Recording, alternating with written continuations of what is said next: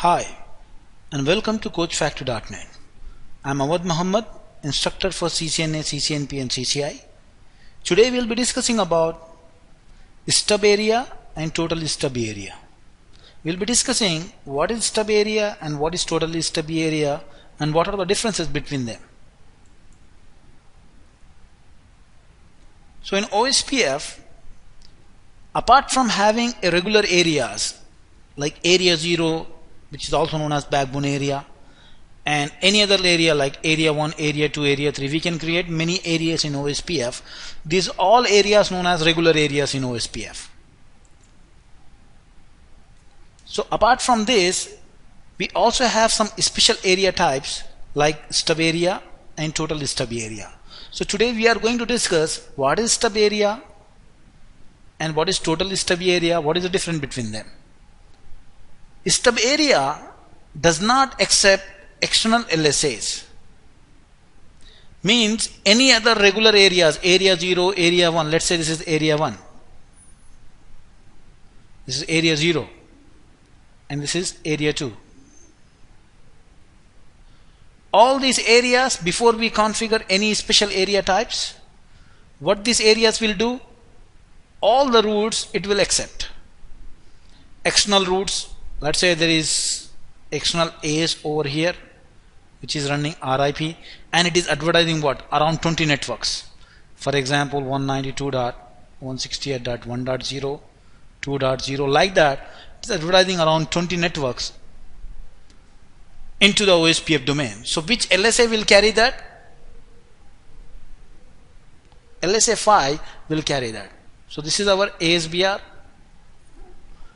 which will advertise LSA 5 to all other areas. So what stub area will do, stub area does not accept external LSAs. So which LSA known as external LSA? LSA type 5. Means any other LSA. Here we have what? Around 10 network called 10 network. All the routers belongs to what? In area 2 in 10 network. And these 10 network will be advertised to what? Other areas using LSA type 3. So LSA type 3 different area route is allowed in stub area, but whenever external route is coming into what? Into a stub area, then the ABR, this is what? This is the ABR. ABR of the stub area will block it. It will say, sorry, external LSA, LSA 5 is not allowed into stub area. So how these routers can able to provide communication to this external network? For example, there is a user over here. He wants to communicate with this 192.168.1.0 network, which is external to the OSPF domain. So what the ABR will do, ABR will not allow LSA 5. It will block it. But it will advertise a default route 0.0.0.0 into what? Into the stub area, so that these routers can able to communicate with these external networks. So whenever a computer sends a request to the router saying that, hello router, I want to communicate with 192.168.1.0, what this router is going to do? The router is going to check the routing table. It will not find a specific network. So what it is going to do? It will check, do I have a default route? Yes, I have a default route. Who advertised me? The ABR. So any destination network the router doesn't know, he is not going to drop it if he has a default route. Whatever the router advertised the default route, the router is going to forward that unknown destination networks to the router who has advertised him the default route. So this router will get this request and this router will have all these specific external networks, because ABR receives LSA 5 external networks using LSA 5 from the ASBR, but it is blocking it. It is not advertising into stub area. So he knows where is 192.168.1.0 network. That's how this computer can able to reach that specific network, even though the specific networks are not allowed into what? Stub areas. So with the help of default route which this ABR advertise, these routers can able to provide communication with all the external networks. So what is stub area? Stub area minimizes the routing table size by blocking all the external routes. And the ABR, for the communication purpose, it will advertise what? The default route. So we have around 100 routers in stub area. All those routers are what? Low configuration routers. And these external network advertising what? Around 20 to 30 or 40, maybe hundreds of networks into each and every OSPF area. So these routers which belongs to stub area already are running on low on memory. So what we can do is we can make that area the stub area, so that these routers will have the specific routes from other areas which belongs to the same OSPF domain, but any external routes coming from outside which will be carried by LSFI will be blocked by the ABR of stub area, and for the communication purpose it will advertise just a single default route. So that's how you can minimize the routing table size. So this is the major goal behind configuring a stub area, to minimize the routing table size. About total stub area. Total stub area will go one step ahead from stub area. Stub area allow different area routes to come into its network, specific networks. But only LSFI, external LSAs, external networks will be blocked. But total stub area, it will block LSA 3, LSA 4, which will carry ASBR information, as well as LSA 5, which is known as the external networks. So all these 3 LSAs is not allowed into what? Total stub area. Does not accept external or summary LSAs. So what are the summary LSAs? 3 and 4. So these, as well as summary, as well as what? External. All these LSAs will be blocked by the ABR of total stub area, and just to communicate with other area networks which will be carried by this summary LSA, and external networks which will be carried by LSFI, this ABR of total stub area will advertise what? A default route 0.0.0.0. So that these routers which belongs to what? Total stub area, just having a single default route, they can able to communicate with other area networks as well as the external networks. So what is the difference between stub and total stub area? The difference is stub area accepts other area routes which will be carried by summary LSA, but it will not accept LSFI, external routes.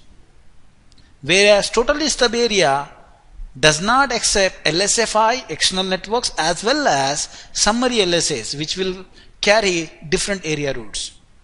For communication purpose, both stub and total stub area will receive a default route from their ABRs. So this is the major difference between stub and total stub area.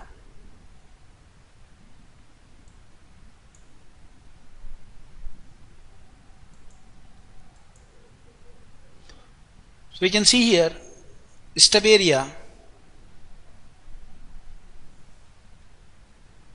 This is the external network which is running RIP, advertising all its network using what? LSFI. So in stub area, summary LSAs, external LSAs is not allowed. It will block it. For communication, it will advertise the default route 0.0.0.0.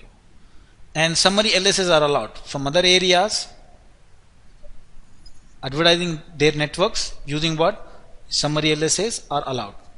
So LSA 3 and 4 allowed into stub area.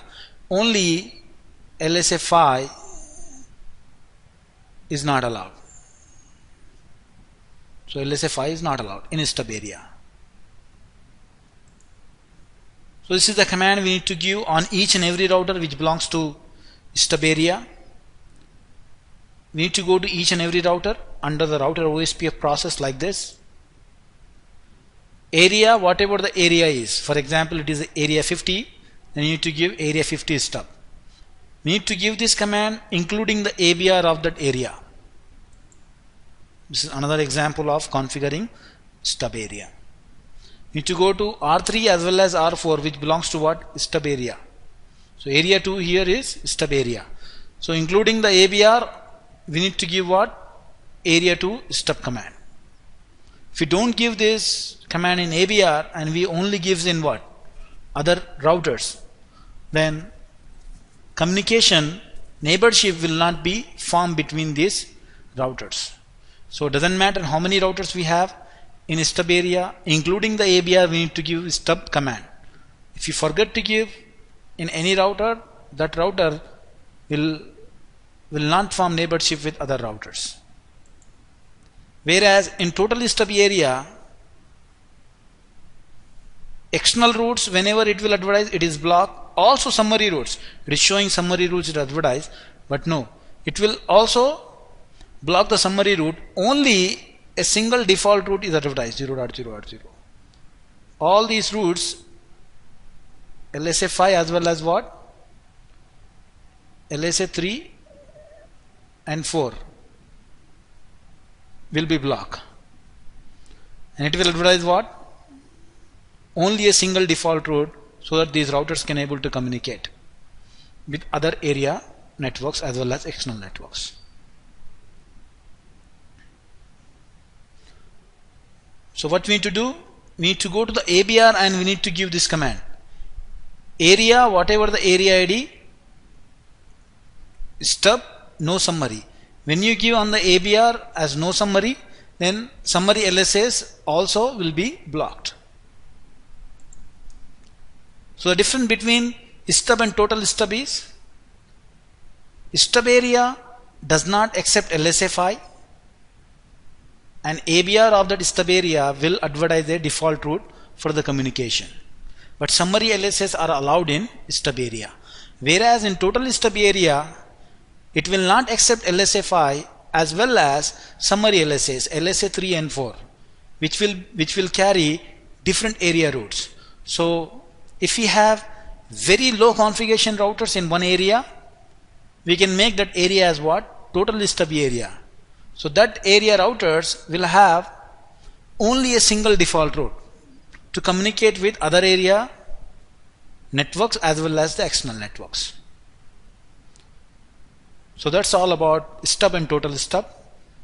I hope you enjoyed the video. I thank you for watching it.